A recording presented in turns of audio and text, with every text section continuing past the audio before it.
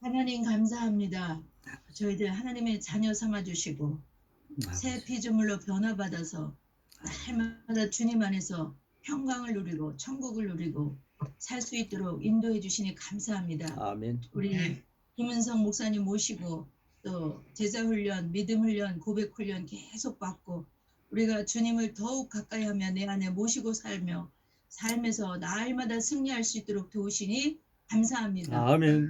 이 광희를 통하여서 우리가 더욱더 성령 충만하고 하나님 안에 살면서 우리가 날마다 만나지는 모든 하나님의 백성들을 더욱더 강건하게 하나님의 사람으로 세워가며 아버지의 나라의 백성으로 완전히 온전히 준수하게 단장할 수 있도록 하나님께서 축복하시니 감사합니다. 아멘. 저희들이 가는 곳마다 하나님의 나라가 세워지며 하나님의 영광이 나타나며 날마다 구원에 이르는 백성이 더 많아질 것을 기대하며 하나님 앞에 감사드리고 이 시간도 성령 하나님께서 우리 모두에게 더 큰 은혜를 베풀어 주시고 말씀을 전하실 우리 강사 목사님 하나님 그 입술에 하나님께서 하시고자 하시는 말씀을 담아 주실 것을 믿습니다. 아멘. 감사드렸고 오늘 모이는 모든 하나님의 거룩한 제사장님들 하나님께서 축복하여 주시고 성령의 기름으로 충만케 하여 주시옵소서.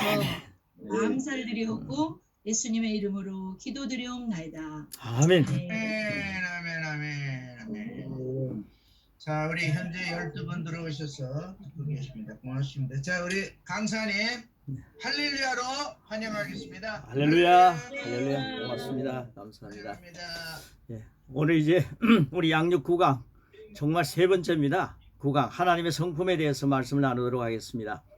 하나님의 성품 우리 모두가 다 잘 알고 있는 거다고 봅니다만은 한번 정리할 필요가 있습니다. 하나님의 성품을 같이 보시면서요. 여기서 중요한 것은 하나님이 나의 아버지라는 사실을 확인합니다. 하나님이 우리 아버지 맞습니까? 하나님 우리 아버지입니다. 우리 아버지의 성품을 잘 아시면 나의 DNA가 어떤 것인가를 또 한번 우리가 정리할 필요가 있죠. 네, 그래서 하나님이 나의 아버지라는 사실을 확실히 마음에 새기면서 이 구가를 시작하도록 하겠습니다. 나는 그분의 아들입니다. 나는 그분의 딸입니다. 나는 그분의 자녀입니다. 이것이 바로 오늘 우리가 하나님의 성품을 알아가는 데 가장 중요한 대목이기 때문에 그걸 표로 이렇게 앞에 소개합니다.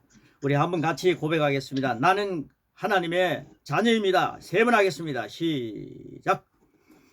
나는 하나님의 자녀입니다. 나는 하나님의 자녀입니다. 나는 하나님의 자녀입니다. 아멘. 예, 오늘 아버지가 우리의 배경 하나님이 우리 아버지시고 우리 뒤에서 확 밀어주시고 계십니다. 얼마나 놀랍습니까? 하나님의 성품 가운데 예수님을 통해서 하나님의 성품을 보게 되는데 그것이 바로 요한복음 10장 10절이 참 굉장히 잘 우리에게 이렇게 보여주고 있습니다. 요한복음 10장 10절 같이 읽겠습니다. 시작. 내가 온 것은 양으로 생명을 얻게 하고 또 풍성히 얻게 하려는 것이라. 예수님이 이 땅에 오신 목적은 하나님의 뜻을 성취하기 위해서 오셨더라고요. 그런데 하나님의 성품을 보여주는데 하나님은 예수님을 이 땅에 보내주셔서 우리의 생명을 얻게 하고 이게 바로 하나님의 생명을 얻고 살게 하는 거죠. 영생이라는 거 하나님의 생명입니다. 하나님의 생명을 얻고 더 풍성히 얻게 하려는 것이다. 이것이 하나님의 성품입니다. 예수님은 그걸 잘 보여주셨습니다. 우리는 하나님 안에서 풍성한 생명을 누리며 살아갈 수 있는 자격이 있습니다. 왜냐하면 하나님의 자녀가 되었기 때문입니다. 이런 의미에서 영접 기도라는 것은 엄청난 기도입니다. 영접 기도는 마귀의 자녀가 하나님의 자녀가 되는 것이고요. 하나님의 자녀가 뭡니까? 하나님이 나의 아버지가 되시는 거죠. 그러니까 영접 기도 후에 우리는 영생을 얻었습니다. 하나님의 생명을 얻었습니다. 이 생명은 더 풍성해지는 것을 확신합니다. 주님이 우리와 함께 계셔서 역사하기 때문에 이런 말씀을 함께 나누면서요. 그래서 고백이 필요하다는 거죠. 자, 서론 부분입니다. 서론 부분을 함께 같이 우리 마음을 한 마음으로 묻기 위해서 우리 서론 부분은 우리 같이 한번 같이 읽겠습니다. 시작. 우리 아버지이신 하나님도 아버지이신 하나님도 고유의 성품이 있습니다. 그 성품은 이전이나 지금이나 앞으로도 영원히 변함이 없었습니다. 그리스도인이자 하나님의 자녀로서 하나님의 성품을 알고 그분이 어떤 분인지 깊이 이해하는 일은 매우 중요합니다. 아멘. 자녀들이 우리를 바라볼 때 자녀들이 부모님을 바라볼 때 너무 변덕스럽습니다. 그렇게 하면은 우리가 좀 섭섭하죠. 우리 부모님은 참 사랑이 변함이 없습니다. 우리 부모님은 인자하심이 참 변함이 없습니다. 이런 생각이 우리에게 들지 않습니까? 하나님은 변함이 없으시다.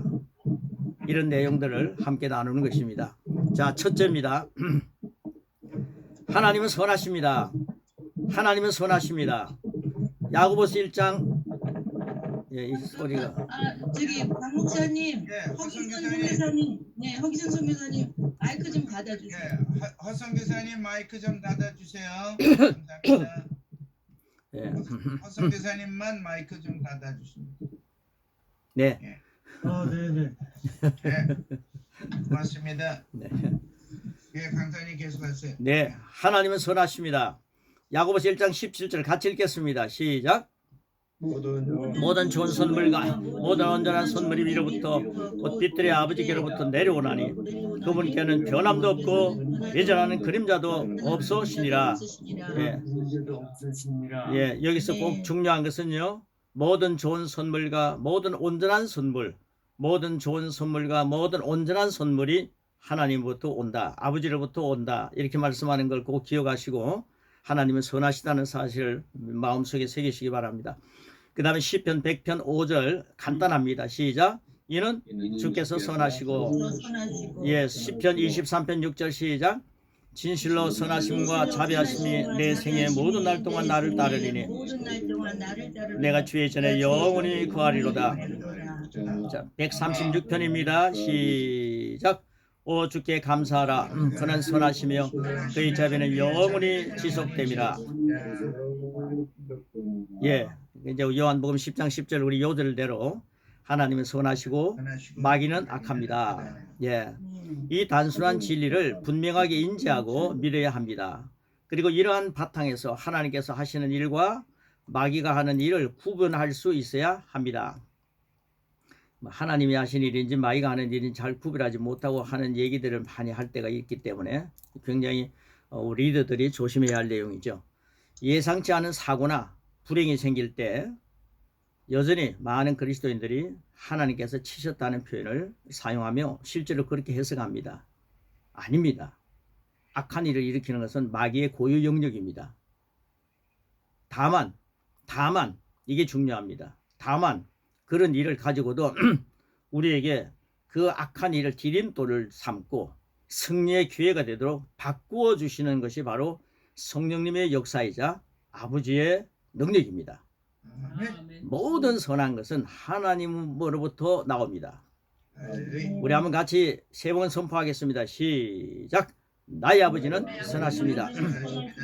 나의 아버지는 선하십니다. 나의 아버지는 선하십니다. 우리 어떤 분이 교통사고가 났습니다. 교통사고 났는데 자기 부주의로 해서 교통사고도 날 수 있고 상대방이 잘못해갖고 교통사고 날 수 있죠.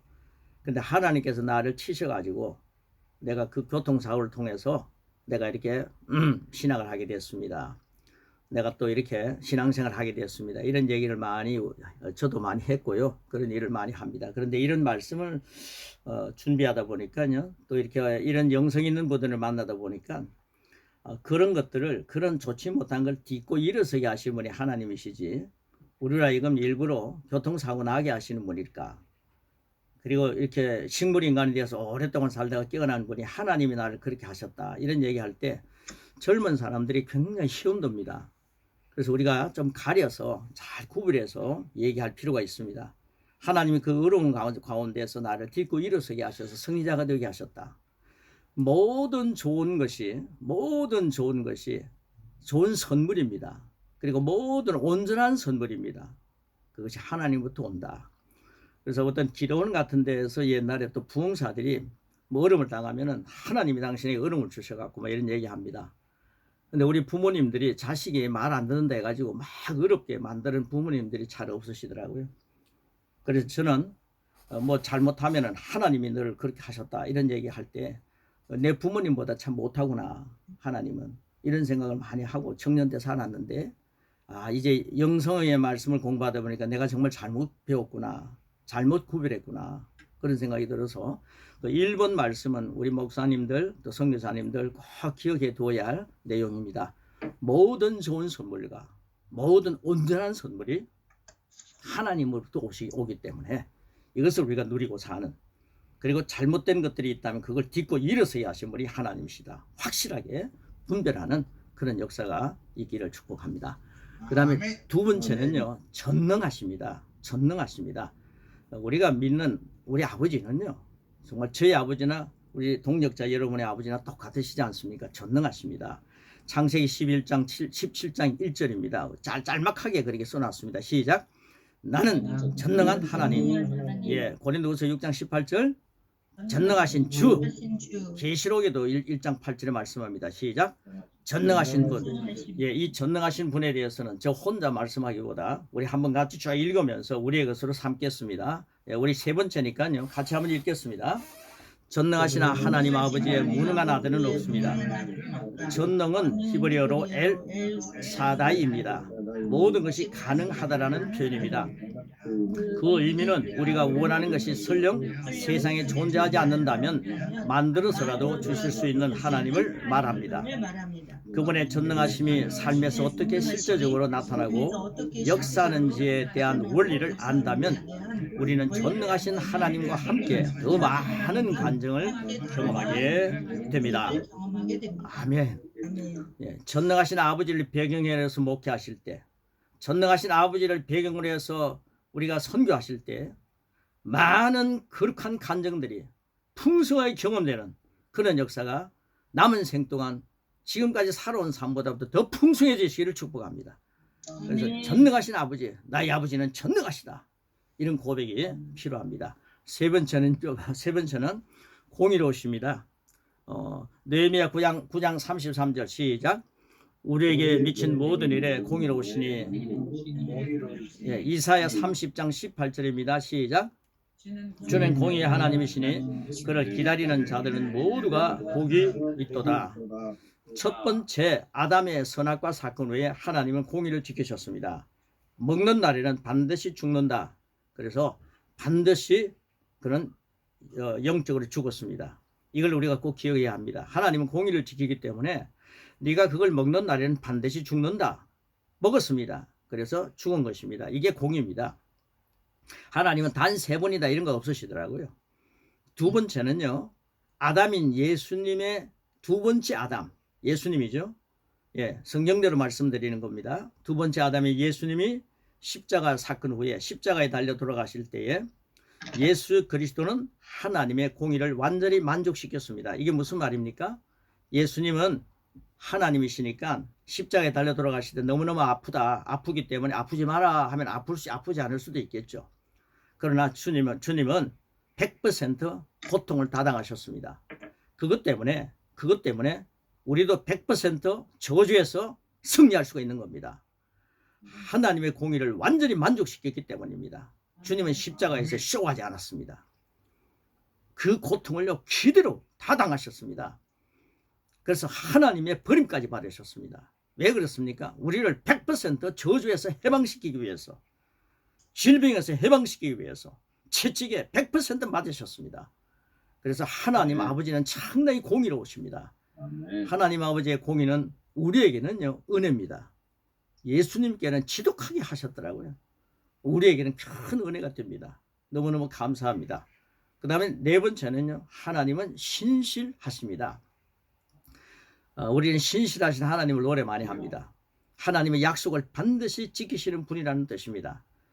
여러분 기도하고 난 뒤 하나님은 반드시 응답하겠다 하셨는데 아직도 기도 응답을 받지 못해서 하나님이 덜 신실하시다 이런 생각을 하고 계시는 분이 계십니까? 그러면 여러분의 기도가 말씀대로 잘못되었다든지 아니면은 하나님께서 그 기도 내용보다도 더 좋은 걸 주시기 위해서 여러분을 연단시키고 있다는 것, 더 좋은 것으로 채워주시기 위한 하나님이시지, 하나님은요 말씀대로 신실하신 분이십니다. 네, 사람들이 믿든지 안 믿든지 하나님은 우리가 뭐 믿기 때문에 신실하시고 안 믿기 때문에 신실하시다 이런 게 아닙니다. 하나님 우리가 믿든지 안 믿든지 하나님 그 자체는 신실하심이 변함이 없는 진리입니다. 하나님은 사제의 기도에도 신실하십니다. 예수님 십자가에 달려 돌아가실 때 우리의 죄를 다 담당하셨다. 그러면 신실하신 하나님은 그걸 다 인정하십니다. 우리가 어떤 율법적인 어떤 의미로서 자꾸만 제 고백함으로써 씻음 받고 하는 거 중요하죠. 그러나 하나님은 내 죄를 다 가져가셨다는 사실을, 신실하신 하나님의 사실을 인정하는 것이 굉장히 중요합니다. 네, 그래서요 영성가들은 그 이제 우리 예수님의 십자가에서 우리를 해 놓으신 모든 것을 다 만끽해야 되는데 100% 믿어야 되는데 십자가를 다 믿지 않는 것 같다 이런 얘기를 하시는 거예요. 영성가들이 우리가 예수님 십자가 자랑하면서 십자가를 다 안 믿는다는 거예요. 십자가에서 내 죄를 다 용서해 주신 주님을 믿으라는 거죠. 그래서 내 죄가 있을 때는 빨리 그곳에서 하나님 믿으시기 어렵기 때문에 내가 빨리 고백하고 벗어나는 것, 이거 주춤주춤 하지 말라는 겁니다. 그동안에 사탄이 나를 가지고 논다는 거죠. 그래서 하나님 믿으시기 어렵기 때문에 내가 잘못을 저질렀을 때 빨리 그걸 정리하라. 내 삶 속에 둥지를 틀지 못하게 빨리 정리하라. 그런 얘기를 영성가들은 굉장히 강조하고 있습니다. 그래야 젊은이들이 힘이 납니다. 자, 하나님은 사제의 기도에도 신실하시다. 이거 꼭 젊은이들에게 힘을 줄 필요가 있습니다. 젊은이들은 죄책감이 여기서 사는 젊은이들이 너무 많습니다. 저도 어릴 때 너무 죄책감이 많이 살았습니다. 그럴 때 아무 일도 못했습니다. 하나님께서는 지금의 문제에 대해서도 동일하게 일하시고 인도하십니다. 지금 여러분 문제가 무엇입니까? 하나님은 신실하게 그 문제를 저와 여러분들, 우리 동역자 여러분과 함께 풀어가기를 원하시고 성도들과 함께 풀어가기를 원하시는 신실하신 하나님이십니다. 그 다음에 5번째입니다. 하나님은 아가피입니다. 하나님은 사랑이십니다. 즉 우리를 사랑하시는 분일 뿐 아니라 그분의 본질 자체가 사랑입니다. 로마서는 하나님의 사랑이 우리 마음에 부음받았다고 말씀합니다. 로마서 5장 5절 저는 정말 좋아합니다. 그분의 사랑은 끝없이 주고도 대가를 바라지 않습니다. 이것이 바로 아가페 사랑이죠. 우리는요 내 사랑을 가지고 인생을 살려고 하지 말고 하나님의 사랑이 나에게 부음받았다. 하나님의 아가페 사랑이 나에게 부어져 있구나. 그 사랑 가지고 그 그릇으로 인생을 사는 그런 연습을, 그런 실제를 많이 하셔야 합니다. 그 다음에 6번째입니다. 하나님은 동일하십니다. 하나님은 과거나 현재나 미래가 동일하십니다. 즉 영원 불변하시고 언제나 변함이 없으시다는 뜻입니다. 우리는요 과거나 현재나 미래가 동일하면 안 됩니다. 우리는 과거가 얼마나 엄청난 마귀의 자녀였지 않습니까? 이 동일하면 안 되죠. 그러나 하나님은 영원 불변하신 분입니다. 예나 지금이나 과거나 현재나 미래나 동일하시기 때문에 그 예수님을 영접하고 나면은 이 하나님의 엄청난 동일하신 하나님의 사랑을 우리는 누리고 사는 거죠. 하나님 안에서 사는 거죠. 우리 아버지가 하나님이신데 동일하신 하나님 안에서 사는 결과를 누리게 됩니다. 그 다음에 7번째입니다. 하나님 우리에게 자유를 주십니다. 이 자유는 11강입니까? 거기에서 같이 나누게 됩니다. 요한복음 8장 31절 32절은 여러 번 반복해도 너무 말씀이 좋기 때문에 우리 같이 한번 읽겠습니다. 시작. 내 말에 거하면 진리를 알게 되느니 그 진리가 자유롭게 하리라. 아멘. 예배 한 몇 번 드리면, 교회 한 몇 번 나오면 그게 자유하게 된다는 게 아닙니다. 내 말이 거하면, 그리스도의 말씀이 거하면, 이걸 갖고 다음에 11강에서 나누겠습니다. 하나님 말씀은 우리를 자유롭게 합니다. 말씀이 우리에게 올 때 우리를 괴롭히던 문제에서 자유할 수 있다. 질병에서 자유할 수 있다. 그 말씀이 거하면 두려움에서 자유할 수 있다. 등으로부터 우리는 완전히 해방됩니다. 더 나아가 자유란 나의 한계를 벗어나는 것을 뜻합니다. 큰 문제 없이 지금처럼 사는 것이 전부인 줄 알았는데 말씀을 통해 우리는 더 높은 수준의 삶, 더 높은 차원의 삶, 부르심이 있음을 발견하게 됩니다. 진리의 말씀은 우리의 안에서부터, 진리의 말씀은 우리 안에서부터 그러한 삶을 살아낼 수 있는 능력을 공급합니다. 그러니까 우리 안에 진리의 말씀이 많이 장착이 되어야 됩니다. 그래서 고백을 많이 하는 겁니다. 그리고 변화를 일으킵니다. 우리를 한계나 제한이 없는 다른 차원으로 상승시켜 줍니다. 그런 의미에서 말씀은 우리가 진리를 알면 자유롭게 된다고 얘기하는 것입니다. 말씀하는 것입니다. 주의 영은 성령님이시고 그분은 하나님의 성품을 가지고 우리 안에 와 계십니다. 따라서 주의 영이 계시는 곳에는 항상 자유가 있습니다. 그러므로 우리는 이 자유 안에 굳게 서서 다시는 종의 멍에를 메어서는 안 됩니다. 어둠이나 질병이나 가난이나 부정적인 감정이나 환경이나 그 무엇에 의해서 지배를 받지 말라는 거죠. 우리를 올가매도록 허용해서는 안 됩니다. 허용이 너무 중요하기 때문에 가로놓기를 그렇게 한 겁니다. 우리가 허용한다. 우리가 내어놓으면 안 됩니다. 하나님 아버지는 자녀인 나에게 영원한 자유를 주셨습니다. 이 대목을 우리 한 번만 같이 고백하겠습니다. 시작.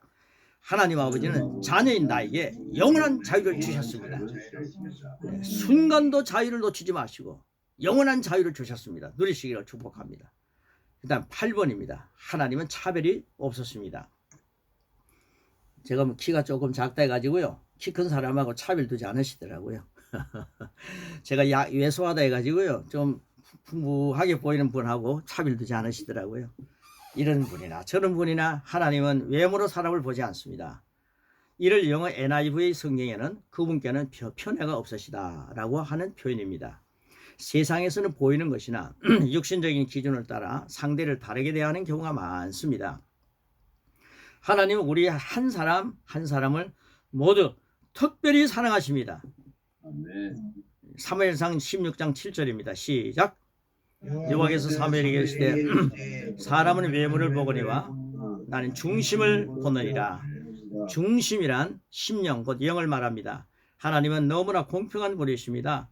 우리를 능력이 아니라 중심에 따라 대하십니다. 학위에 따라서 대하는 게 아니라 우리가 살아가는 가정의 어떤 가문에 대해서 대하는 것이 아니라 하나님 우리의 중심을 보시고 역사하신다. 그런 내용이죠. 자, 중심이란 심령과 영을 말한다. 말씀했습니다. 하나님 너무나 공평한 분이십니다. 우리 능력이 아니라 중심에 따라 대하십니다. 반복 강조했습니다. 자, 그 다음 밑에입니다. 하나님의 눈으로 보는 경지를 말씀하고 있습니다. 하나님의 눈으로 우리를 보시고요. 하나님 눈으로 상대방을 보시기 바랍니다. 갈라디아서 2장 6절입니다.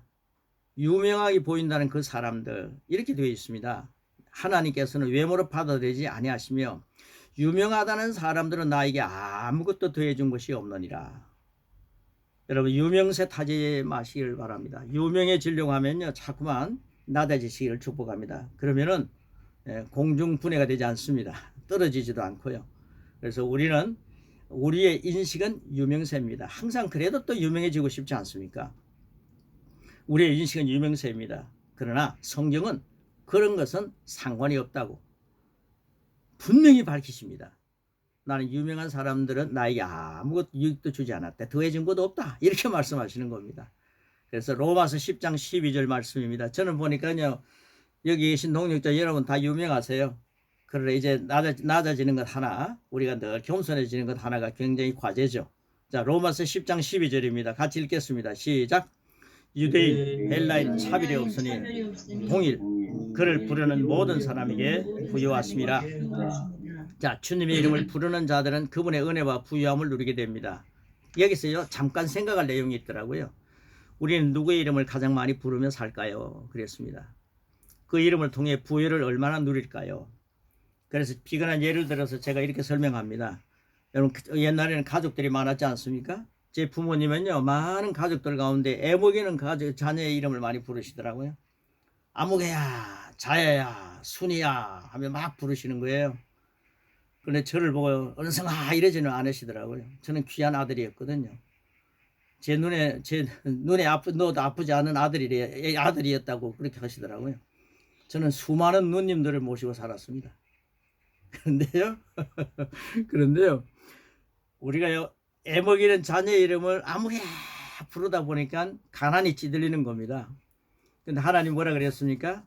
나의 이름을 부르는 사람, 주님의 이름을 부르는 사람은 부여진다 했습니다. 그런데 우리 부모님이 어느 날 자녀들이 애를 먹여도요, 자녀들이 이름을 부르지 않고 골방에 들어가서 기도하시면서, 또 교회에서 기도하시면서 주님이라고 부르더라고요.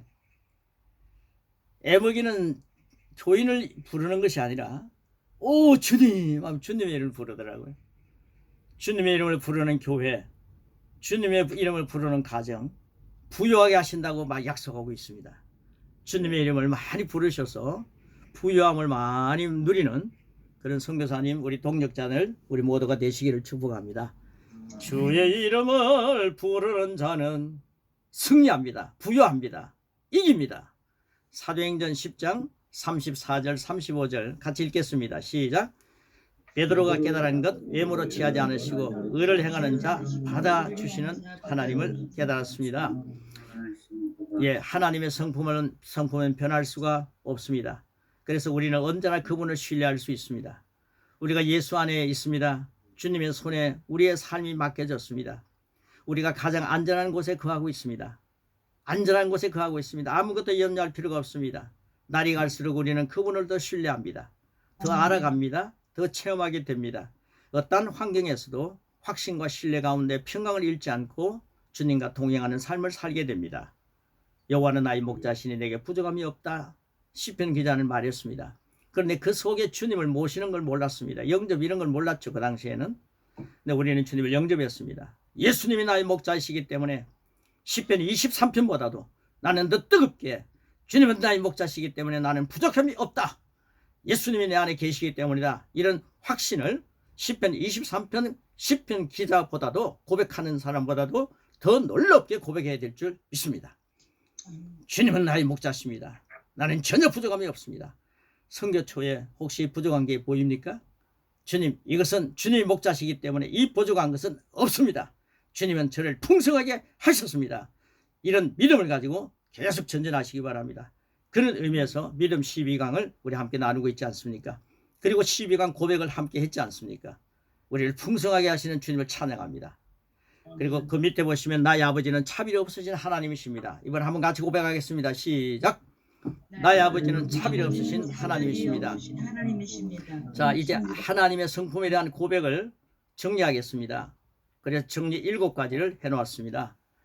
이런 정리를 하고 난 뒤 신앙생활하는 성도의 모습이 어떻게 어린아이처럼 살아갈 수 있겠습니까? 하나님 나의 아버지가 이런 분인데 이걸 우리가 가르쳐서 초등학교, 중학교, 고등학교 이렇게 어린이집에서부터 가르쳤더라면 하나님 아버지를 믿는 그들의 모습이 어느 정도였겠습니까? 근데 하나님은 잘못하면 벌 주는 하나님으로만 아주 겁을 줬기 때문에 젊은이들이 많이 교회를 매력을 느끼지 않지 않습니까? 내 아버지는 이런 하나님이시다. 이런 분이다. 아버지가 하나님이 내 아버지시다. 이걸 강조할 필요가 있고요. 7가지 정리했습니다. 자, 1 하면요. 우리 한번 같이 고백하겠습니다. 자, 1. 나의 하나님은 선하시며 악인은 악한 자입니다. 2. 나는 하나님의 선하심과 전능하심과 동일하심을 믿습니다. 3. 나의 신실하신 하나님은 약속의 말씀을 붙들기만 하면 항상 역사하십니다. 4. 하나님은 나에게 사랑이십니다. 5. 하나님은 나를 진리로 자유하게 하십니다. 6. 하나님은 나를 외모로 판단하지 않습니다. 7. 나의 하나님은 과거나 현재나 미래가 동일하십니다. 할렐루야. 예, 여기서요, 이 하나님이라고 하는 개념을 하나님을 아버지로 바꾸는 거죠. 어마어마한 아버지죠. 그래서 나의 아버지는 선하시며 마귀는 악한 자입니다. 나는 아버지의 선하심과 전능하심과 공의로우심을 믿습니다. 3번은 같이 하겠습니다. 시작. 나의 신실하신 아버지는 약속의 말씀을 붙들기만 하면 항상 역사하십니다. 4번 시작. 아버지는 나에게 사랑이십니다. 5. 아버지는 나를 진리로 자유하게 하십니다. 6. 아버지는 나를 외모로 판단하지 않습니다. 7. 나의 아버지는 과거나 현재나 미래가 동일하십니다. 할렐루야. 그래서 제가 밑에다가 이걸 해놓았는데요. 전능하신 아버지 하나님 앞에 무능한 아들은 없다. 이게 이제 전능하신 하나님을 믿고 살기 때문에 우리가 엄청난 존재라는 이런 의미를 넣었기 때문에요. 이거 뭐 바꾸어서 여러분 얼마든지 표를 만들어도 됩니다. 그래서 제가 만드는 그 표를 3번 외치고 우리 믿음 강의하도록 하겠습니다. 같이 한번 3번 외치겠습니다. 전능하신 하나님 아버지 앞에 무능한 자녀는 없다. 전능하신 하나님 아버지 앞에 무능한 자녀는 없다. 전능하신 하나님 아버지 앞에 무능한 자녀는 없다. 아멘. 아멘. 이런 엄청난 하나님을 모시고 살기 때문에 우리가 여러 가지 어려움을 당합니다. 정말 잘 못 입고 잘 못 먹고 그래서 선교사님들 얼마나 고통을 많이 당하셨습니까? 그런 가운데서도 그걸 딛고 일어서게 하시는 분이 하나님이십니다. 모든 좋은 선물과 모든 좋은 은사를 하나님이 주셨는데 사탄은 모든 좋지 못한 걸 주는 것처럼 착각하게 만듭니다. 사탄이 준 걸 갖다가 하나님 준 것처럼 생각하면 안 됩니다.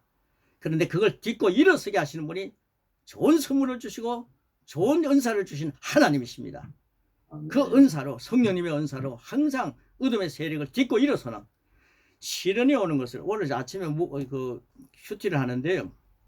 시련이 오면은 온전히 기쁘게 여기라 그랬어요. 그래서 우리 자매님과 함께 늘 아침에 한 3일 정도 이렇게 말씀을 나누는데요.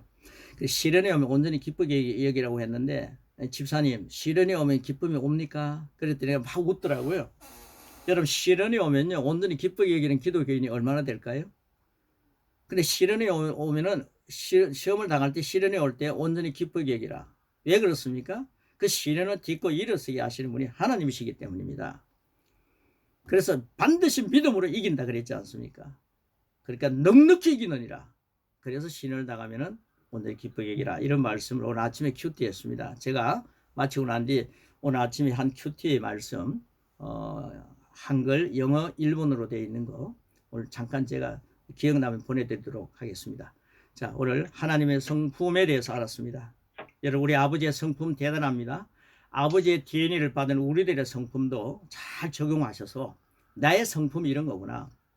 사랑이 메마를 때 나는 하나님의 사랑이 나에게 부어져 있다. 나는 아가페 사랑 가지고 승리하리라. 그러시면은 사랑의 사람이 될 수 있도록 성령께서 역사하십니다. 말씀대로 살면은 성령님이 그 가운데서 섭리하시고 춤추십니다. 이런 큰 은혜가 아버지 하나님의 성품을 닮은 자녀인 우리에게 차고 넘쳐나시기를 축복합니다. 네, 이제 9강 믿음에 대한 말씀을 함께 나누겠습니다. 믿음의 교재 준비해 두시기를 바랍니다.